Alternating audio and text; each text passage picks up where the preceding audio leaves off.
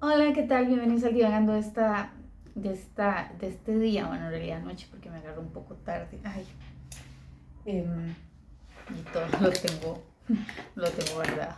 Yo soy Gina, escritora de Mi Mundo de Cristal y emprendedora de Las Fundas para el Libro. Y hoy vamos a divagar sobre el año de la ira de Carlos Cortés. Es un escritor costarricense y el año de la ira construye todo un panorama desde diferentes francos sobre la dictadura que orquestaron los hermanos Tinoco, Federico Tinoco y Joaquín Tinoco en el año de 1917 a 1919. Bueno, es un libro bastante, para mí, es que no quería decir interesante porque siempre hablamos de esa palabra, pero sí como llamativo, sí construye, sí como que me dije a mí misma, pues no sé mucho de historia costarricense, la verdad. Con toda esa investigación que hizo Carlos Cortés, pues me llevó a la necesidad también de escarbar un poco sobre la historia de Costa Rica, toda esta historia. 3 puntos que yo rescato de este libro son, número uno, es una serie de antivalores, ¿verdad? En realidad, martirio, venganza, tiranía, es espantoso saber, se describe mucho esa violencia, las personas que no estaban a favor de los Tinoco eran buscadas y marginadas, torturadas, y se describe mucho. Hay una historia que se me quedó y fue la de una persona que la amarraron. Bueno, amarraron es algo muy bonito, ¿verdad? Para decir, creo que como que la clavaron de alguna forma las piernas a un caballo y la dejaron dar vueltas o arrastrarse hasta que su cara quedó totalmente deformada. Y entonces es donde yo digo, pucha, eso pasó en Costa Rica, porque ahorita puede ser que por los narcos y todo este tipo de cosas, pues se den situaciones, y también por los femicidios, se den situaciones como vemos una mujer en pedacitos en una refrigeradora o en pedacitos debajo de la tierra en el patio de la casa de alguien. O sea, pensé que eso era de Investigation Discovery allá en Estados Unidos, pero aquí en Costa Rica eso pensé que no existía y sí existe. Entonces es muy lamentable, pero toda esta historia de todas estas torturas, wow, o sea, me hacen pensar en una Costa Rica en la cual yo no existo, no existí y no tuve por dicha, no viví en esos tiempos tan espantosos. Eh, Punto número 2, que es una dictadura. Bueno, ahorita se habla mucho de que tenemos un gobierno que es dictador y que van a traer otros dictadores. Yo creo que pues hay varias formas de llegar a una dictadura, ¿verdad? Porque dictadura es cuando el poder se concentra solo en una persona o solo en, sí, exactamente, solo en una persona y se quiere hacer lo que se le da la gana. No hay eh, ningún consenso, no hay ninguna conversación, no hay ninguna comunicación.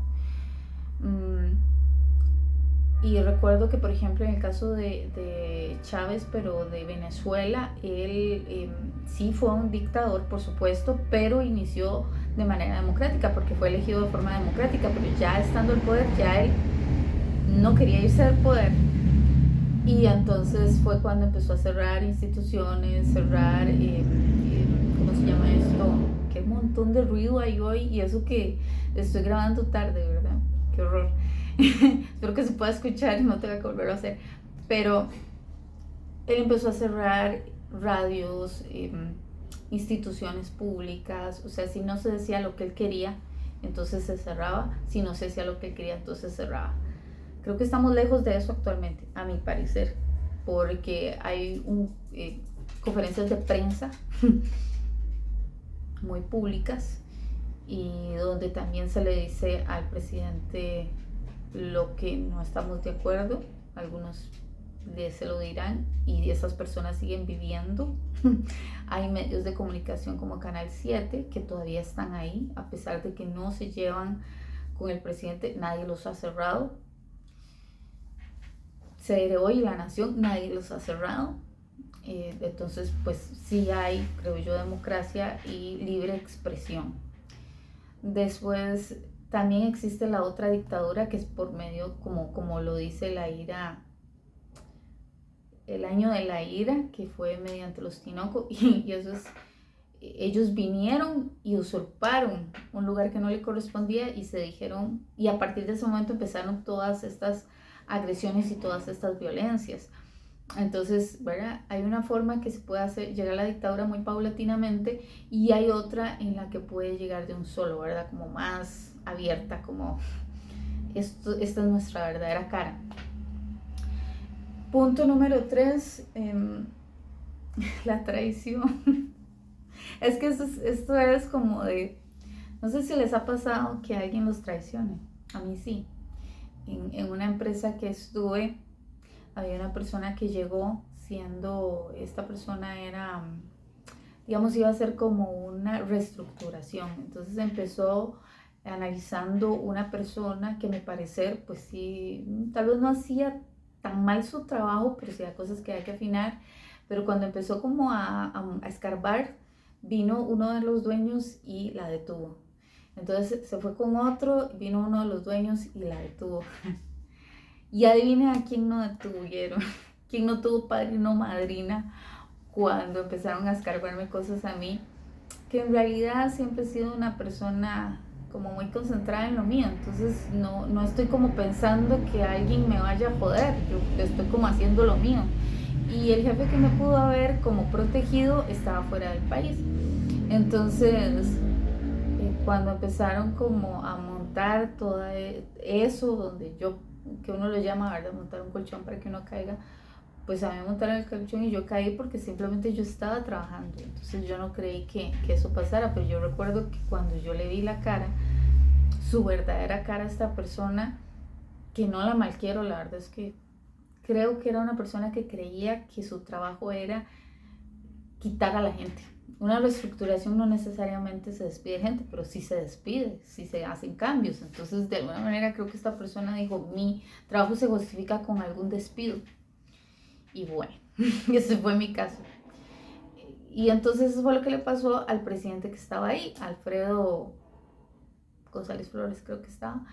Y su amigo eran los Tinoco, y cuando vinieron a hacerle el golpe de estado, el chavo dijo, no, pero traigan a los Tinoco, y no, nosotros somos los que le estamos haciendo eso. O en aquel momento las personas que llegaron, digamos, como a atacarlo o a quitarlo, le dijeron, sí, ellos nos mandaron.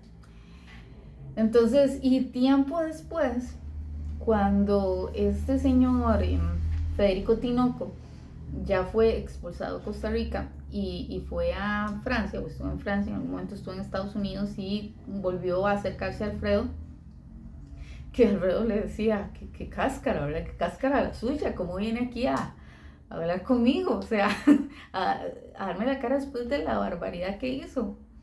Bueno, así a veces son los traicioneros, ¿verdad? Son carebarro, como uno llama. Entonces es un libro fuerte porque detalla la violencia y la tiranía, pero también es un libro que le siembra a uno la espinita de averiguar más sobre la historia de Costa Rica.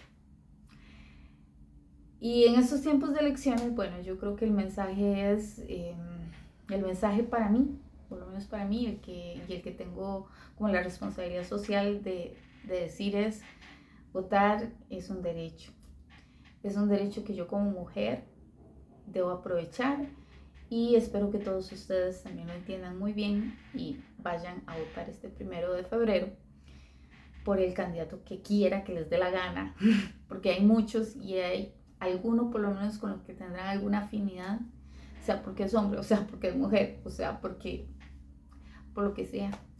Pero creo que vivimos en un país con tantas ventajas que se nos olvida, y porque no estudiamos y no tenemos empatía, o no sé, como que no nos llega esa historia que otros costarricenses hace muchos años vivieron, y nosotros no sufrimos. Entonces para nosotros es muy fácil decir no vamos a votar, o es muy fácil decir no importa lo que hagan, pero sí muy fácil también criticar cuando no hicimos lo que nos tocó hacer. Bueno, les agradezco mucho su tiempo, nos vemos la próxima, chao.